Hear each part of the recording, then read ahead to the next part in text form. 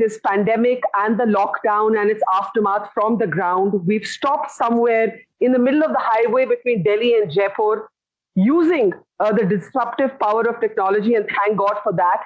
To go across to Punjab, where we're joined by the Punjab Chief Minister Amarinder Singh. Punjab, as we know, has also been at the forefront of battling the coronavirus, seeing the spike of new cases because of the pilgrims who returned from Nanded in Maharashtra. Chief Minister Amarinder Singh joins us now. Captain, first let me start by asking you, if you had to step back and look at the overall picture in Punjab, how does it look right now? Well, it was going all right. I mean, we had a big problem to deal with. We had 135,000 people who came back from our airports of Amritsar, Mohali, and Delhi.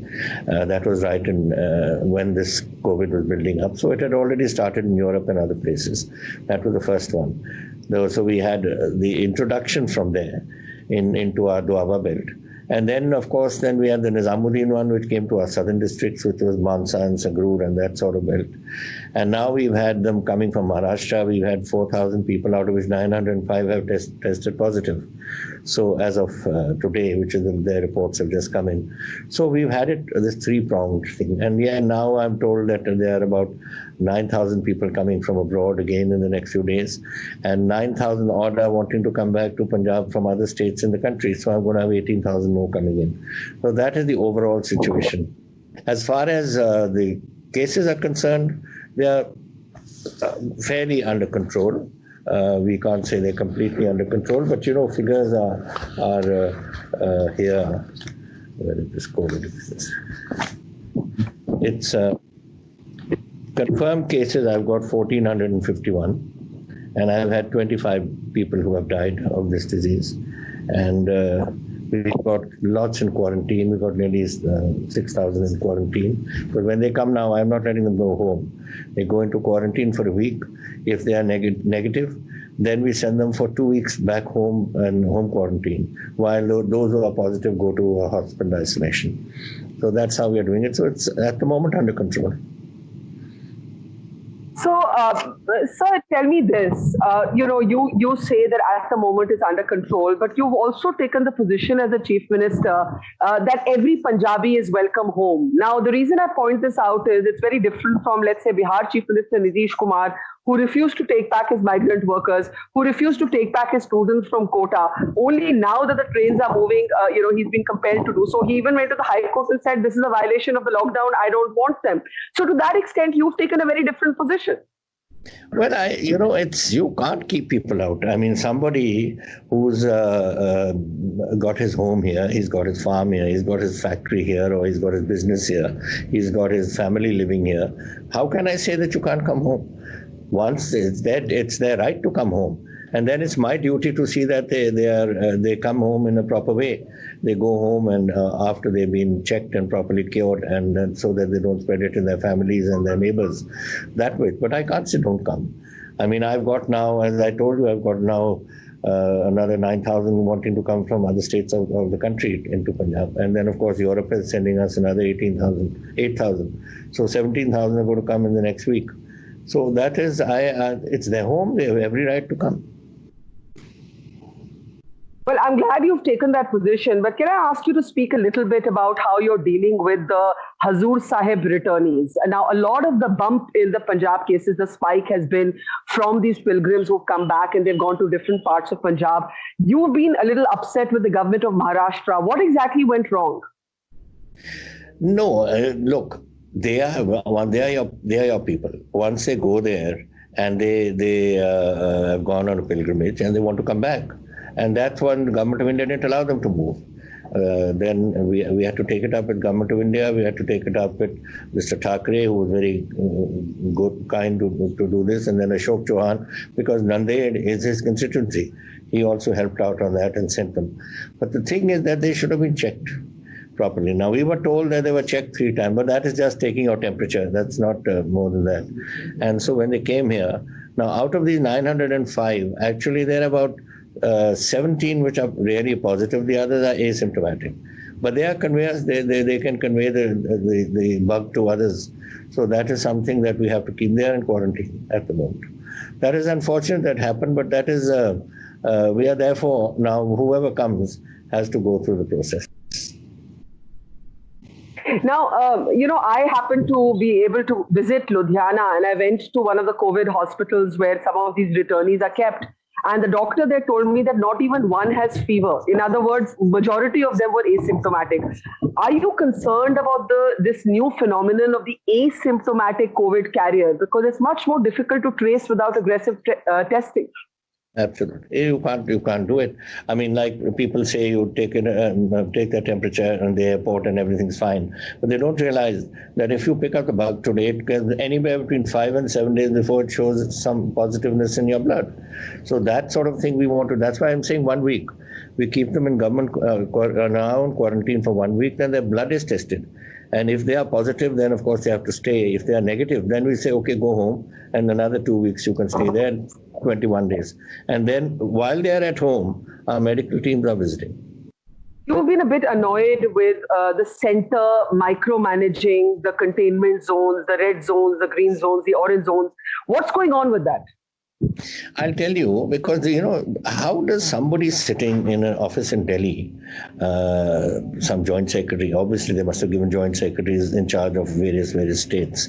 How does he know what my Punjab is? Do I know better or he knows better? I've been 50 years in politics.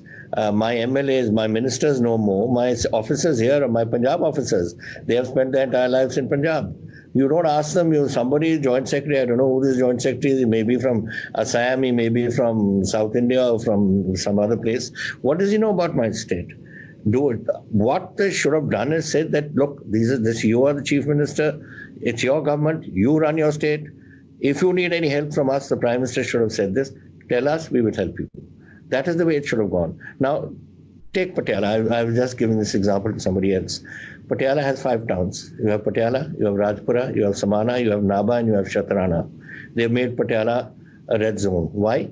Because Patiala city and Rajpura has it. But the other 3 don't have even one case. Why have you encompassed them in this? Because they don't know what this is all about. On their maps, they only have Patiala written there, so they put a red pin there and say that everything is there. So, even if it had come to me, even I would have told my deputy commissioner that even Rajpura and Patiala, where this is there, you isolate those mahallas, then keep a buffer zone around them and open the rest of the city. Why are we doing this sort of thing? We know our states better. We know our problems better. You cannot compare our problem with Odisha's or Odisha's with Tamil Nadu's or Tamil Nadu's with Pondicherry. Everyone has their own problems. So we know what exactly we need. And this is what I've been trying to tell them, that for God's sake, let us run our states and you come in and help wherever possible. But they say it's a national disaster, so we will give every comma and full stop has to be approved by Delhi. I can't change it. I can only change, if I want to make it more stringent, I can make it, but I can't sort of water it down. But are you not raising this for the Prime Minister when you all have your video conferences? Are you not saying, let the states make up our own minds? We know our states the best. Well, I'll tell you this, that when out of the 4 video conferences that the chief Prime Minister has had with the chief ministers, I was only invited to the first one. And at that time, we didn't know what was happening. Things have now crystallized. Now I'm going to we're going to ask for time to speak to him, or I'm going to write a letter on this count. I think all our party chief ministers are also going to be doing the same thing. That we know our states better, so please rely on us and you help us wherever we require. We need financial help. No, they're not giving us any financial help. How do I run my state? Here is a figure here, which I've got 3,600 crores is supposed to be my income. 88% of that is not coming.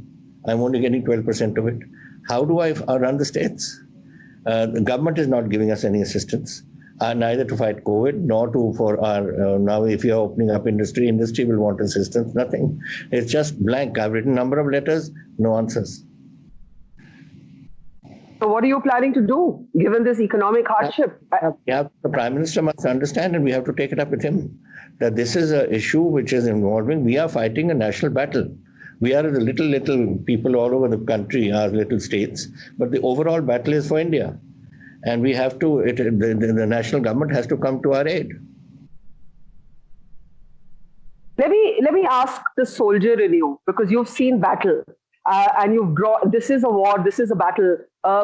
Do you believe that we need a strategic shift in this battle? Because there is a view now that the economic hardship and the humanitarian crisis, thanks to this lockdown, could be much worse than the virus. Do you believe that there needs to be a tactical retreat, a rethinking, a recalibration in strategy when it comes to locking down so many people and just basically stalling the economy? No, we have, for instance, in our industry, we have open industry. But here again, now I've got industry which is 252,000 industrial units in my state. Only about 2% are working. Hopefully now with it having open, things will build up. But then they come up with this. Now Ludhiana has been declared red. Ludhiana has 95,000, it's my industrial belt, industries. Now they say, I was rung up by somebody to say that, why haven't you allowed Ludhiana? I said, because you said you can have it only outside the municipal limits. And this is, all my 95,000 units are within the municipal limits. So what do I open in Ludhiana? It has to be, you have to allow us to decide again. If some area in Ludhiana is bad, I can cordon it off. But why are you stopping the rest of the thing from working? These are the sort of things that only we can decide. Delhi cannot force it on us. So whatever the National Act of this Disaster Act says, they must amend it and they must let us decide what happens in our states. Now, tell me, how are you going to reopen factories with the mass exodus of migrant workers? First, it's been this shameful sight, of these workers walking. I walked with many of them on highways like the one I'm sitting on. Now you have a problem that you want to revive factories, but the workers aren't ready to stay. How are you going to reopen factories without them? Well, in Punjab, where we have our own labor, and there's a lot of labor here, which are blue card holders and all the people who are below the poverty line, BPL families, many in Punjab too. But as far as the migrant labor was concerned, we had 13 lakh. Out of which 13 lakh, 10 lakh have opted to go home. And yesterday I sent the first 3 trains and today 6 more are going. And we're going to send these trains. If they want to go, they want to go. Like I want the Punjabis to come here. They have every right to go to Bihar or UP or Jharkhand or wherever they want to go. So we are sending them off. But 3.5 lakh are staying from that labor. And I have a feeling that though 10 lakh have applied to us, now that they know that industry is opening, I think many of them will opt out and they won't go. My feeling is that. What are you going to do about this economic crisis that is going to be the next stage of this battle? Yeah, I know. At the moment, we have shut everything up, and it's just all our focus is on this battle. But certainly, yes, we have set up a committee, as you know, under Dr. Monte Ahluwalia, and we've asked him to give us a blueprint. And he's roped in a lot of people from all over, who in various topics they are handling, and give us a print on how we can restart and get Punjab's economy moving once this whole thing dies down. That's first. Second part. First part, we have already set up got a report from a committee as to how to get out of this lockdown, how to phase it out. And that today, like opening the shop for 4 hours and doing some other things, that is all part of the committee's report, and we're going according to that. They've had, where we've got top medical people in it, top industrialists in it, top administrators in it. So it's been a very comprehensive sort of a report. Can I ask you to your view on the opening of liquor shops? I know you'd spoken about this earlier, and of course it's an important source of revenue apart from being, respite for people who may want to have a drink. But we've seen chaotic scenes at liquor stores that have opened, the absence of social distancing, in fact, complete chaos. What is your view on this? I think these are just initial things. People have been locked up for such a long time, and I think they've got an opportunity. So they're going to be. I saw the pictures on television. We are opening up on Thursday, and we are, because people have to stock up and all before they open up. So we, this is something that affects us in a very major way. Now, our main source of income is GST. Now, I still have 4,400 crores, but they haven't given me. And it's for the last 3 months it's been pending. So how do I run? Second source is excise duty, 6,200 crores. Now, if I don't get that from liquor, then I have no source of income left in the state. I've got minor things like stamp duty. There's no stamp duty if people want to buy land. Well, nobody's buying land. And if there's some construction or activity, now nobody is constructing anything. So everything is dead at the moment.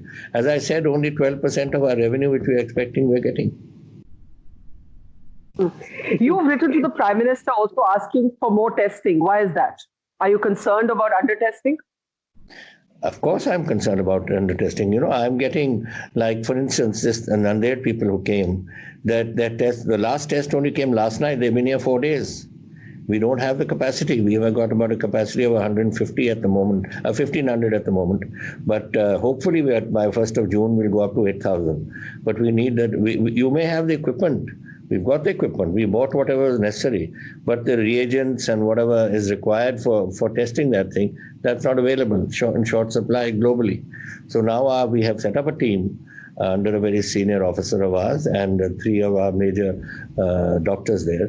One is the Vice Chancellor of Medical University, one is Dr. Talwar, who is the head of PGI, and also Dr. Rajesh Kumar, who is community medicine, which deals with this topic of COVID from the PGI. And that committee is deciding where to buy, what to buy, how to buy.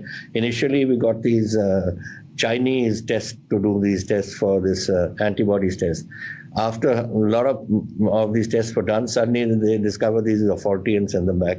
So we are waiting for some. They are now coming from South Korea or somewhere like that, and so that we can restart those tests as well. Apart from in the middle of all that. Yeah. In the middle of all this, you had to deal with a very unfortunate case of a police officer who had his hand chopped off. I went to Patiala to meet him. Amazing officer. You promoted him. I also met the SSP of Patiala, who had to lead a very delicate operation to get out the men who had done this to this cop from inside a dera, from inside a gurdwara. Now, are you concerned about these kind of law and order issues emerging on the side, or did you see that as an isolated case?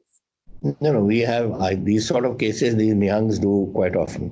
In fact, not even after that in Jalandhar, there was an ASI, some youngster comes and he tries to stop him, he bumps into him, he's on the bonnet and he drives off with this officer. So these law and order problems are there. They'll be dealt with as a law and order measure. There's nothing which is widespread. No, not at all. Law and order is under control here.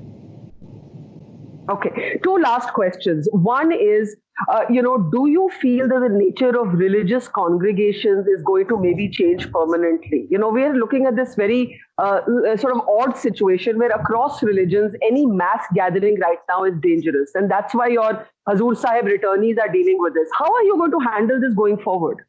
No, I'll tell you, like we had, for instance, at Anandpur Sahib Hola Manda.